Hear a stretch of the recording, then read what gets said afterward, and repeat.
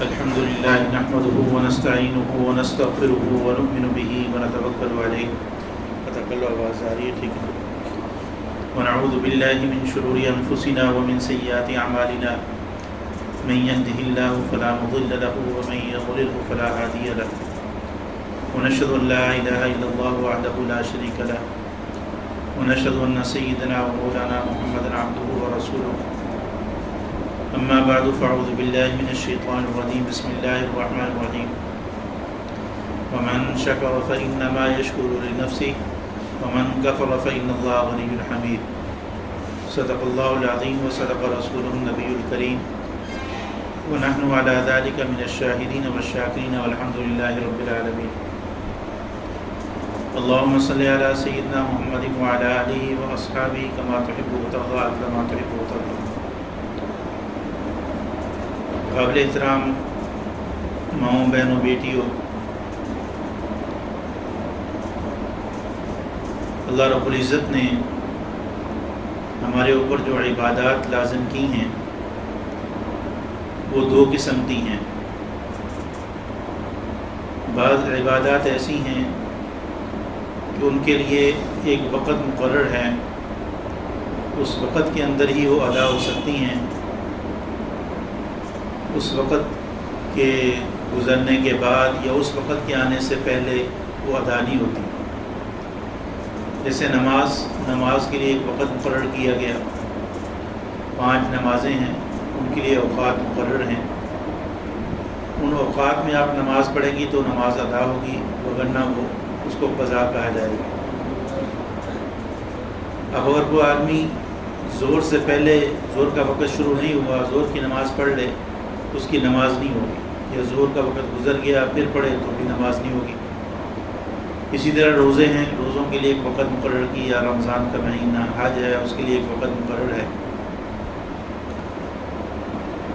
کچھ عبادات ایسی ہیں کہ ان کے لیے وقت مقرر نہیں بلکہ وہ ہر وقت کی عبادت ہے. ان عبادات میں سے ایک عبادت جو ہے وہ صبر اور شکر ہے. کہ ہم زندگی جو ہماری ایک امتحان ہے، اس میں ہر وقت ہمیں یا تو ہماری طبیعت کے موافق امور پیش آ رہے ہوتے ہیں یا طبیعت کے خلاف امور پیش آتے ہیں. تو شریعت کا حکم یہ ہے کہ طبیعت کے موافق چیز پیش آ جائے تو انسان اس پہ اللہ کا شکر ادا کرے، اور طبیعت کے مخالف کوئی بات پیش آئے تو اس میں صبر کرے. اور ایک روایت میں یہ آتا ہے کہ آپ نے فرمایا کہ دین کے 2 حصے ہیں، ایک حصہ صبر ہے اور ایک حصہ شکر ہے. شریعت کے اس حکم سے کی جانب توجہ نہ ہونے کی وجہ سے آج ہم میں سے ہر شخص جو ہے پریشان ہے اور مایوسی کی کیفیت میں مبتلا ہے. حالانکہ جس کا تعلق اللہ رب العزت سے ہوتا ہے، مسلمان، مایوسی اس کے قریب بھی نہیں پھٹکنی چاہیے. وہ اس لیے کہ شریعت کا حکم یہ ہے کہ جب بھی کوئی تم پر کوئی حالات آئیں، کوئی پریشانی آئے، تو پہلا حکم تو یہ ہے کہ جائز حد تک اس کی تدبیر کرے، انسان اس کو دور کرنے کی کوشش کرے، اور اس کے ساتھ ساتھ اللہ تعالیٰ سے دعا کا اہتمام کرے. پھر اس کے بعد اللہ رب العزت جس حال میں بندے کو رکھیں اس پہ راضی رہے.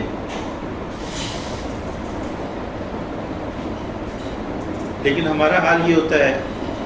کہ جب بھی کوئی پریشانی آتی ہے تو ہم اسی پریشانی کو اپنے ذہن پر سوار کر لیتی ہیں، اور جو اللہ نے پہلے نعمتیں دے رکھی ہوتی ہیں ان نعمتوں کی جانب ہماری توجہ نہیں ہوتی، اور پھر وہ پریشانی بھی ہمارے اوپر بڑھ جاتی ہے، اور ہم میں سے ہر کوئی جو ہے وہ ٹینشن میں مبتلا ہو جاتا ہے. تو سب سے پہلی بات تو یہ ہے کہ اگر ہم پریشانی، کوئی ہمارے اوپر پریشانی آئی بھی تو اللہ نے کتنی پریشانیوں سے ہمیں بچا رکھا ہوتا ہے اس وقت. اگر ایک نعمت کو ہم سے چھنتی ہے یا نعمت کو ایک نہیں مل رہی تو اس سے ہٹ کر کتنی نعمتیں جو ہیں وہ ہمیں حاصل ہوتی ہیں، تو ہماری توجہ جو نعمتیں حاصل ہوتی ہیں ان کی طرف نہیں ہوتی، بلکہ جو چیز نہیں ہے اس کی جانب ہوتی ہے اور اس کو اپنے ذہن پر سوار کر لیتی ہیں اور پریشان ہوتی ہیں۔ تو اس طرح ہماری زندگی پریشانی میں گزرتی ہے۔ اگر ہمارا مزاج یہ بن جائے کہ جو اللہ کی نعمتیں ہمارے اوپر ہیں ہم ان کو پیش نظر رکھیں، تو پھر یہ جو وقتی طور پر کوئی تھوڑی بہت پریشانی آتی ہے تو انسان اس کو پھر جو ہے وہ اپنے ذہن پر سوار نہیں کرتا، اس کے لیے اللہ کی جانب متوجہ تو ہوتا ہے، اللہ سے مانگتا تو ہے، لیکن بے صبری کا مظاہرہ نہیں کرتا۔ حضور صلی اللہ علیہ وسلم کی سیرت سے ہمیں یہ سبق ملتا ہے۔ لیکن دنیا میں کوئی بھی انسان ہے، خواہ وہ بادشاہ ہے، خواہ وہ غریب ہے، امیر ہے، غریب ہے، وزیر ہے، جو بھی ہے، مسلمان ہو کافر ہو، تو ہر ایک کو خوشی بھی ملتی ہے، پریشانی بھی آتی ہے۔ ایسا نہیں کہ ہر ایک کو خوشیاں ملیں، ایسا بھی نہیں کہ ہر ایک کی زندگی پریشانیوں سے بھری ہو۔ تو یہ دنیا جگہ ہی ایسی ہے، ہمیشہ کی راحت کے لیے اللہ تعالیٰ نے آخرت رکھی ہے۔ دنیا میں اللہ رب العزت اپنے بندوں کو یہ آزماتے ہیں، کسی کو کوئی نعمت دے کر آزما رہے ہیں، کسی سے کوئی نعمت لے کر آزما رہے ہیں۔ یہ دنیا ہے یہ آزمائش کی جگہ، بلکہ سب سے زیادہ پریشانیاں آزمائشیں انبیاء علیہ السلام پر آتی ہیں، اور پھر آپ نے فرمایا جو انبیاء کے جتنے قریب ہوتا ہے اتنی اس پر پریشانیاں زیادہ آتی ہیں۔ اور ایک روایت میں ہے کہ اس کا مفہوم یہ ہے کہ اللہ رب العزت اپنے بندے کو کسی اعلیٰ مقام سے نوازنا چاہتے ہیں، تو بندہ عبادت کے ذریعے وہ مقام حاصل نہیں کر سکتا، تو اللہ رب العزت اس کو کسی نہ کسی پریشانی میں مبتلا کر دیتے ہیں، کبھی کسی بیماری میں مبتلا کر دیتے ہیں، تو مالی تنگی میں مبتلا کر دیتے ہیں، اور مقصد یہ ہوتا ہے کہ وہ اس پر صبر کرے گا اور پھر اللہ تعالیٰ اس کو وہ مقام عطا فرمائیں گے۔ عبداللہ بن محمد تبع تابعی ہیں، وہ اپنا ایک واقعہ نقل کرتے ہیں کہ میں ایک جنگی جہاد کے سفر کے سلسلے میں مصر کے صحرائی علاقے میں تھا، تو وہاں جو خیمہ میں کچھ لوگ رہتے تھے، تو میرا ایک خیمے کے پاس سے گزر ہوا تو ایک آدمی کی آواز آ رہی تھی کہ اللہ تیرے مجھ پر اتنے انعامات ہیں کہ میں تیرا شکر ادا نہیں کر سکتا، اللہ تو مجھے اپنی نعمتوں کا شکر ادا کرنے کی توفیق دے۔ اس قسم کی وہ گفتگو کر رہا تھا۔ تو میں نے جھانکا تو دیکھا کہ ایک اندر شخص بیٹھے ہیں، نابینا ہیں اور اپاہج ہے، چل پھر بھی نہیں سکتے اور نابینا بھی ہیں۔ تو میں ان کے پاس چلا گیا، میں نے ان سے جا کے کہنے لگا بھی آپ نہ تو چل پھر سکتے ہیں اور نہ ہی آپ جو ہے وہ دیکھ سکتے ہیں، پھر آپ کیسے کہہ رہے ہیں کہ اللہ آپ کے مجھ پر اتنے انعامات ہیں؟ تو وہ فرمانے لگے کہ اللہ نے مجھے لاکھوں سے بہتر رکھا ہوا ہے، ایمان کی دولت دے رکھی ہے، باقی اعضاء سلامت ہے، باقی اعضاء میں تو کوئی پریشانی تو نہیں ہے، تو اس لیے میں اللہ کا شکر ادا کر رہا ہوں۔ میں نے ان سے کہا کہ میری لائق کو خدمت ہو تو بتاؤ۔ وہ کہنے لگے کہ میرا ایک ہی بیٹا ہے جو میری خدمت کیا کرتا ہے، وہ کل سے لاپتہ ہے، آیا نہیں، اس کو تو تلاش کر دو۔ تو میں نے ان سے اس بچے کی عمر اور کیفیت وغیرہ پوچھی، کتنی عمر کا ہے، کیسا ہے، تو انہوں نے بتایا۔ تو کہتے میں باہر تلاش کرنے کے لیے نکلا، تو آگے تھوڑی دور میں گیا ہوں تو صحرا میں ایک لاش پڑی ہوئی تھی۔ تو جو اس نے اپنے بچے کا حلیہ وغیرہ جو چیزیں مجھے بتائی تھیں تو وہ انہی کے مطابق تھا، یعنی گویا کہ اس کے بیٹے کی لاش تھی۔ میں واپس آیا اور آ کر جو ہے ان کو بڑی تسلی دی اور بڑا سوچ کر بھی پتہ نہیں اس پر کیا گزرے گی۔ میں نے جب اس کو اس کے بیٹے کے انتقال کی خبر دی تو اس نے فوراً انا للہ و انا الیہ راجعون پڑھا، اور ساتھ ہی اللہ کا شکر ادا کیا کہ اللہ تیرا شکر ہے کہ تو نے میرے بیٹے کو میرا بھی فرما بردار رکھا اور اپنا بھی فرما بردار رکھا، اور اس کی زندگی جو ہے، اس کی موت جو ہے تیری فرما برداری پر آئی، اس کا خاتمہ ایمان پہ ہوا، تو نے اس کو جہنم کے آگ سے بچا دیا۔ کہتے میں اس شخص کو دیکھ کر حیران رہا، اور وہ اسی طریقے سے رو بھی رہا ہے اور ساتھ اس قسم کی باتیں بھی کر رہا ہے، اتنے میں اس کے خود بھی اس کو موت آ گئی۔ تو کہتے ہیں کہ میں نے وہ ساتھ والے خیمے والوں کو بتایا کہ یہ تمہارا پڑوسی فوت ہو گیا۔ وہ آئے اور آ کر جو ہے اس کو چومنے لگے کہ یہ تو بڑے عظیم بزرگ تھے، اور یہ تو آپ کو نہیں معلوم؟ میں نے کہا کہ نہیں مجھے نہیں پتہ۔ کہنے لگے یہ تو حضرت عبداللہ بن عباس رضی اللہ تعالیٰ عنہ کے خاص شاگرد ہیں اور بڑے محدث ہیں۔ تو خیر ہم نے ان کی تجہیز و تکفین کی، جنازہ ہوا۔ رات کو خواب میں مجھے وہی بزرگ جو دن میں فوت ہوئے تھے ملے، جنت میں ہیں، بڑا عالی شان محل ہے اور بڑا عمدہ لباس، بڑے خوش۔ تو میں نے ان سے پوچھا کہ آپ وہی ہیں؟ تو کہنے لگے ہاں میں وہی ہوں۔ پھر انہوں نے مجھے ایک نصیحت کی، کہنے لگے کہ عبداللہ بن محمد، اللہ رب العزت کے پاس کچھ مقام اور مرتبے ایسے ہیں، نعمتیں ایسی ہیں جن کو بندہ صبر، شکر اور تنہائیوں میں خوف خدا کے بغیر حاصل نہیں کر سکتا۔ یعنی جو آدمی صبر کا عادی ہو، یعنی اللہ کی جانب سے پہنچنے والی تکالیف پر صبر کا عادی، اور اللہ کی نعمتوں پر شکر کا عادی ہو، اور تنہائیوں میں اس کو خوف خدا ہو، تو وہی ان مقامات تک پہنچ سکتا ہے۔ اور مجھے اللہ نے یہ جو مقام دیا ہے وہ انہی تین چیزوں کی وجہ سے دیا۔ اب تنہائیوں میں خوف خدا، عام طور پر انسان جو اللہ کی نافرمانی کے ارتکاب کرتا ہے وہ اسی وقت کرتا ہے جب اس کو کوئی دیکھ نہیں رہا ہوتا، غیر محرم سے گفتگو ہے یا غیر محرم کو دیکھنا ہے، موبائل پر غلط چیزیں جو لوگ دیکھتے ہیں تو اسی وقت دیکھتے ہیں ان کے دل میں یہ ہوتا ہے کہ ہمیں کوئی دیکھ نہیں رہا، حالانکہ اللہ رب العزت ہمیں دیکھ رہے ہوتے ہیں، ہر حال میں ہماری حالت سے آگاہ ہے۔ اور اللہ تعالیٰ نے قرآن مجید میں جگہ جگہ اس بات کو ذکر کیا ہے کہ وَهُوَ مَعَكُمْ أَيْنَمَا كُنتُمْ وَاللَّهُ بِمَا تَعْمَلُونَ بَصِيرٌ، وہ تمہارے ساتھ ہے تم جہاں کہیں ہو، اللہ ان کاموں کو جو تم کر رہے ہو دیکھ رہے۔ یہ تنہائیوں میں اللہ کے خوف سے، گناہ سے بچنا، اور اللہ کی جانب سے آنے والی کوئی بیماری ہے، پریشانی ہے، کوئی مالی تنگی ہے، اس پر اس کی رضا پہ راضی رہنا، اور اسی طریقے سے اللہ کی نعمتوں پر شکر ادا کرنا، یہ چیز انسان کو ان مقامات تک پہنچاتی ہے۔ ہمارا حال یہ ہوتا ہے کہ جب کوئی نعمت ملتی ہے تو آپ اس سے باہر ہو جاتے ہیں، اور اگر کوئی تکلیف آتی ہے تو ہم کہتے ہیں کہ پتہ نہیں ہم سے تو کوئی گناہ ہی نہیں ہوا جو یہ ہم پر کیوں آیا، حالانکہ تکلیف کا آنا کوئی گناہ کی وجہ سے نہیں ہوتا، کہ اللہ رب العزت بندے کو آزماتے ہیں۔ اور صبر صرف تکلیف پر، یعنی ایک تو بدنی تکلیف ہے، بیماری ہے، اسی طریقے سے کسی سے کوئی ناگوار بات سن لی، کسی نے کوئی آپ کا مذاق اڑا لیا، کوئی طنز کر دیا، اب اس موقع پر بھی شریعت کا حکم وہ صبر کا ہے کہ انسان اپنے آپ کی اپنی زبان پہ کنٹرول رکھے، جیسا اس نے کہا اس کے ساتھ مقابلے میں بیسنے لگے۔ اب ہمارے گھروں میں جو لڑائیاں ہیں، ساس بہو کی لڑائی ہے اور دیگر معاملات جو ہیں، تو اس میں بھی بنیادی وجہ جو ہے وہ اسی بات کی ہوتی ہے کہ ایک نے کوئی بات کر دی، دوسری کہتی کہ میں اس سے کون سا کم ہوں، تو چار وہ آگے اور سنا دیتی ہے، اس سے معاملات بگڑ جاتے ہیں، پڑ جاتے ہیں۔ حالانکہ جیسے میں نے پہلے بھی عرض کیا کہ ہم زندگی کے ہر معاملے میں ہم نے اللہ کے آگے جا کے جواب دینا ہے۔ جس آدمی یا خاتون یا عورت مرد کے دل میں یہ بات بیٹھ گئی کہ مجھے اللہ کے سامنے جانا ہے اور اپنی زندگی کے ہر عمل کا حساب دینا ہے، تو وہ ہر معاملے میں سوچ سمجھ کر جو ہے قدم اٹھائے گا۔ خیر میں عرض یہ کر رہا تھا کہ اللہ کی طرف سے جو کوئی اگر پریشانی آئے، کوئی بیماری آئے، تو بندہ کو صبر کا دامن ہاتھ سے نہیں چھوڑنا چاہیے، اللہ سے مانگے، یعنی جائز حد تک اسباب اختیار کرے، جتنا بس میں ہے اس کو زائل کرنے کی کوشش کرے اور اللہ سے مانگتا رہے، لیکن اس کے باوجود اگر ٹھیک نہیں ہو رہا تو بے صبری کا مظاہرہ نہ ہو، لوگوں کے سامنے شکوے شکایتیں نہ ہوں۔ ہمارے بزرگ گزرے مفتی شفیع صاحب رحمۃ اللہ علیہ، وہ ایک دفعہ اپنی بیٹی سے ملنے کے لیے گئے تو بیٹی نے درد سے کرا رہی تھی،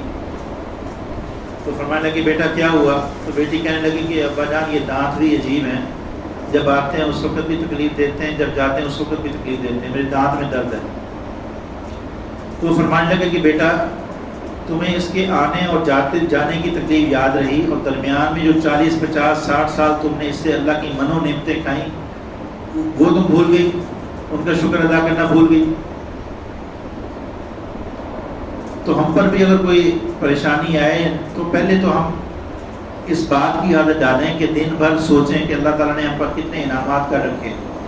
ان پہ ہم اللہ کا شکر کرنے کی عادت ڈالیں، زبان سے بھی اللہم لک الحمد ولک الشکر یا الحمدللہ پڑھیں،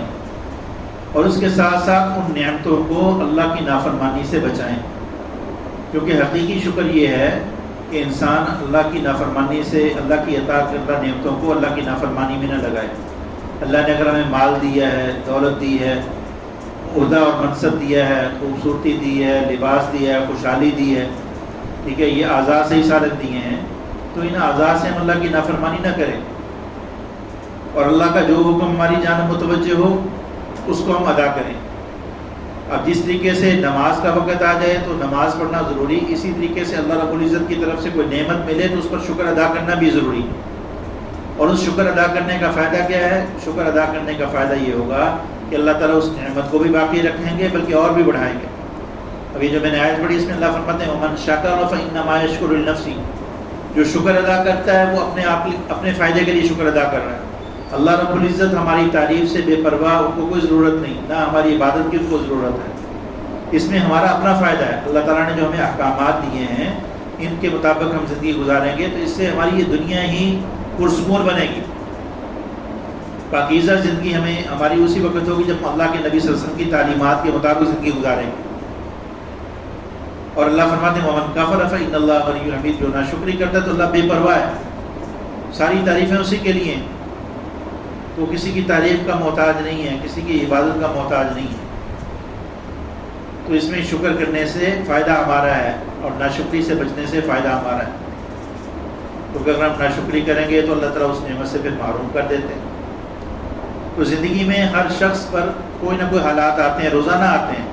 آپ کی طبیعت کے موافق باتیں پیش آئے گی، اولاد کے سلسلے میں بھی، اہل و عیال کے سلسلے میں بھی، عزیز و اقارب کے سلسلے میں بھی، تو اس میں صبر کا دامن ہاتھ سے نہ چھوٹے اور اللہ سے دعا کا اہتمام ہو۔ جتنی کثرت سے ہم اللہ سے مانگیں گے اتنا ہی اللہ کی رحمتیں ہماری جانب متوجہ ہوں گی۔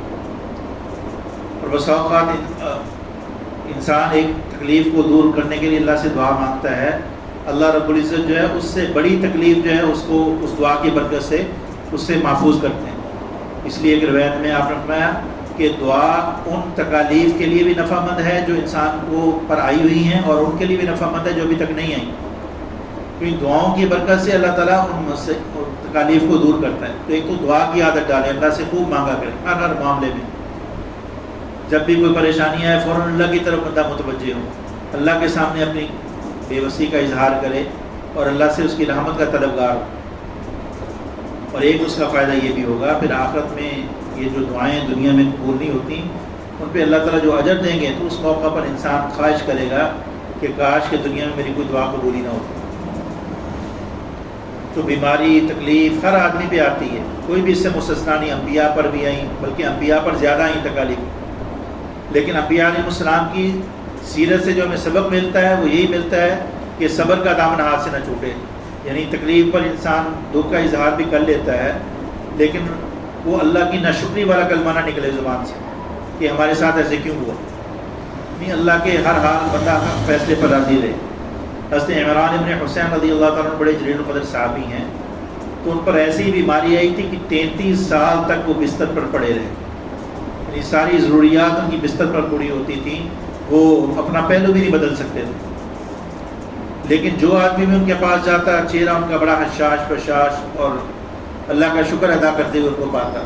ایک دفعہ ایک شخص ان کے پاس گیا اور کہنے لگے کہ آپ اتنی سخت تکلیف میں مبتلا ہیں کہ 33 سال ہو گئے آپ بستر پر رہے لیکن کبھی ہم نے آپ کی زبان سے ناشکری والی بات نہیں سنی۔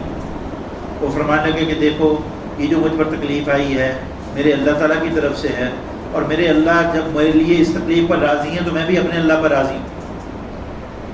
اللہ تعالیٰ مجھے اس کے بدلے میں کوئی زیادہ نوازنا چاہتے ہیں۔ اور واقعہ یہ ہے کہ دنیا کی تکلیف، دنیا کی راحت یہ سب عارضی ہیں، ختم ہونے والی ہیں،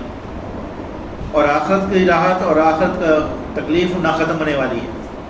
اب اگر دنیا میں ہمیں کوئی تکلیف پہنچتی ہے ہم کو صبر اس پہ کر لیں اور اللہ کی رضا پر راضی رہیں، ٹھیک ہے، اور ملنے والی نعمتوں پہ شکر ادا کریں، اس کے بدلے میں اللہ تعالیٰ ہماری آخرت اچھی کر دیں، تو یہ بڑا سستا سودا ہے۔ تو ایک تو اس بات کی عادت ڈالیں، روزانہ اللہ کی نعمتوں کو سوچا کریں۔ ہمارے ایک بزرگ گزرے ہیں حضرت مولانا عبداللہ عارفی رحمۃ اللہ علیہ، وہ فرمایا کرتے تھے کہ میں تمہیں 5 کام بتاتا ہوں، جو آدمی ان 5 کاموں کو کرے گا وہ اللہ کا ولی بن جائے گا۔ پہلا کام یہ کہ فرمایا صبح سو کر اٹھنے سے لے کر رات سونے تک جو بات تمہاری طبیعت کے موافق پیش آ جائے اس پر زبان سے الحمدللہ کہا۔ یعنی صبح آپ نے نماز کے لیے اٹھنا تھا، اللہ تعالیٰ نے اٹھا دیا، نماز پڑھنے کی توفیق دی، الحمدللہ، اور جو ہے رات نیند صحیح طریقے سے آگے اٹھ کے الحمدللہ پڑھا، اور اسی طریقے سے کھانا وقت میں ہو گیا تیار الحمدللہ، اور جتنے بھی کام طبیعت کے موافق جو جو امور پیش آئیں اس پر الحمدللہ پڑھا، اور طبیعت کے خلاف جو چیز سامنے آ جائے تو اس پر زبان سے انا للہ و انا الیہ راجعون پڑھو۔ ہم نے سمجھ لیا کہ انا للہ صرف اسی وقت پڑھنا جب کسی کی فوتگی کی اطلاع ہو، نہیں، لیکن شریعت کا حکم یہ ہے کہ جب بھی کوئی تکلیف بندے کو پہنچے، حتیٰ کہ کانٹا بھی چبھے یا کوئی پریشانی آتی ہے، تو انا للہ و انا الیہ راجعون پڑھیں۔ تو اس کے پڑھنے سے ایک تو اللہ تعالیٰ اجر بھی بہت دیتے ہیں، دوسرا بندے کو حوصلہ بھی آ جاتا ہے۔ اب انا للہ و انا الیہ راجعون کا معنی ہم سب اللہ کے ہیں، جب سب اللہ کے ہیں تو اللہ کی طرف سے ہمارے اوپر جو حالت آئی ہے تو اس میں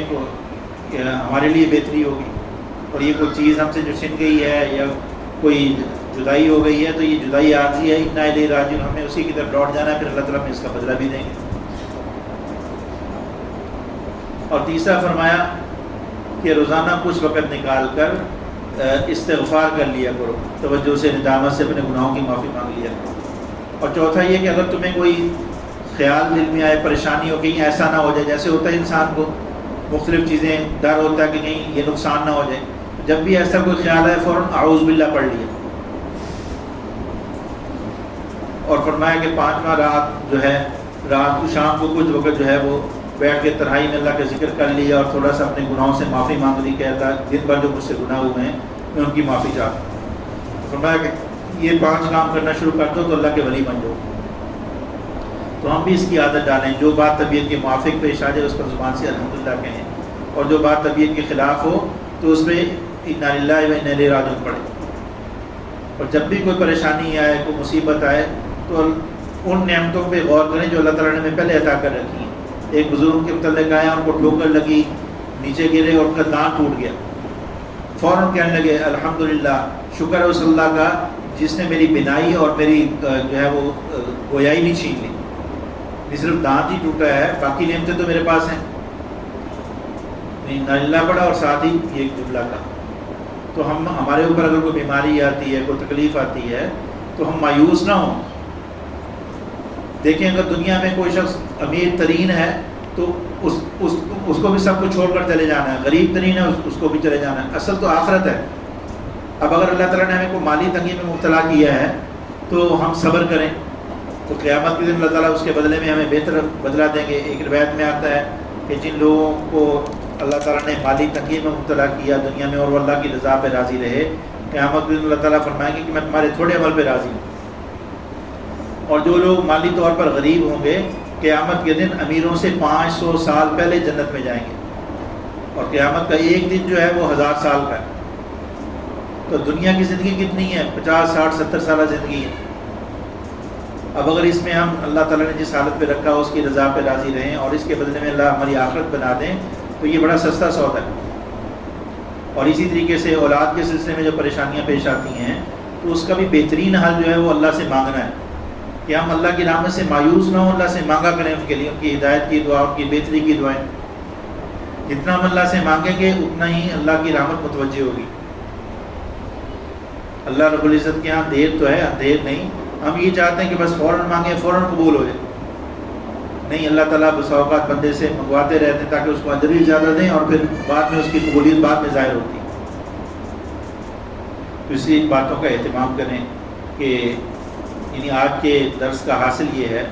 کہ ہم روزانہ اپنی زندگی میں جو اللہ نے ہمیں نعمتیں عطا فرما رکھی ہیں ان پہ اللہ کا شکر بھی ادا کریں اور ان کو اللہ کی نافرمانی سے بچائیں، نافرمانی میں استعمال نہ کریں۔ اور دوسرا کوئی تکلیف، کوئی پریشانی، خلاف طبیعت بات پیش آ جاتی ہے اس پر صبر کا مظاہرہ کریں اور جائز حد تک اس کو دور کرنے کی کوشش کریں، تدبیر اختیار کریں اور اللہ سے مانگنے کا بھی اہتمام ہو۔ اور اگر وہ چیز ایسی ہے کہ اس کی تدبیر نہیں ہو سکتی تو پھر آخری حل جو ہے وہ اللہ سے مانگنا ہے کہ اللہ کا در نہ چھوٹے، اور جس تکلیف کے بعد اللہ سے مانگنے کی توفیق مل جائے وہ تکلیف نہیں، وہ اللہ کی جانب سے انعام ہے کہ اللہ تعالیٰ نے اپنی ذات سے مانگنے کی توفیق دے دی۔ اور جب بندہ اللہ سے مانگتا ہے پریشانی میں، تکلیف میں، تو بندے کا اللہ تعالیٰ حوصلہ بڑھا دیتے ہیں اور اس تکلیف کو برداشت کرنا اس کے لیے آسان فرما دیتے ہیں۔ یہ ایسے ہی ہے جیسے ایک بندے کا دنیاوی طور پر کوئی پریشانی آ جائے اور اس کا کسی بڑے عہدے والے سے تعلق ہو اور اس کو کار ملا دے تو اس سے بات ہو جائے تو بندے کو حوصلہ ہو جاتا ہے. تو ایسے اللہ رب العزت کو ہم اپنے دکھ درد سنانے کی عادت ڈالیں. جو بھی ضرورت ہے اللہ سے مانگیں, اللہ کے آگے پیش کریں. تو اس سے ایک تو اللہ تعالیٰ میں حوصلہ بھی دیں گے اور جو ہے وہ اللہ کی رحمتیں بھی متوجہ ہوں گی. اور اولاد کے سلسلے میں خاص طور پر جو پریشانیاں ہوتی ہیں اس سلسلے میں, اولاد کے سلسلے میں اللہ سے خوب مانگا جائے. اتنا مانگیں گے اللہ تعالیٰ اتنی آسانیاں پیدا کریں گے. اللہ تعالیٰ سے دعا ہے اللہ تعالیٰ ہمیں عمل کی توفیق نصیب فرمائے. وآخر دعوانا الحمدللہ رب العالمین.